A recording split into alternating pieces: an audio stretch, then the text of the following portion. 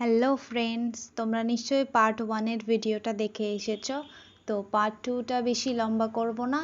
আমি শুধু তোমাদেরকে এইটুখানি বলবো যে যে রিপোর্টগুলো করাতে দেবেন সেই রিপোর্টগুলো ওনারা নিজেরাই বলবেন যে বাইরে থেকে করাতে। তো বাইরে থেকে তোমরা সব রিপোর্ট করিয়ে নিও। কারোর যদি কোনো সমস্যা থাকে তো সেইখানে সেটা সলভ হয়ে যাবে। আর এক্সট্রা তোমরা ওখান থেকেও রিপোর্ট করিয়ে নিতে পারো, কিন্তু যে এক্সট্রা যে রিপোর্টগুলো সেগুলো মানে মেন যে রিপোর্টগুলো সেগুলো ওই বাইরে থেকে করিয়ে নিও।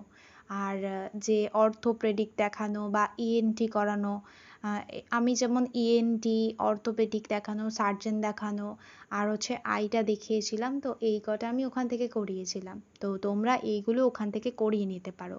যখন তোমাদের মেডিকেল হবে তখন এমনি ওখানে আর লাইনে ভিড়ের মধ্যে দাঁড়াতে হবে না, তখন ওই অনলাইনে টোকেন বুক করে ওখান থেকে তোমরা নিয়ে নিতে পারবে।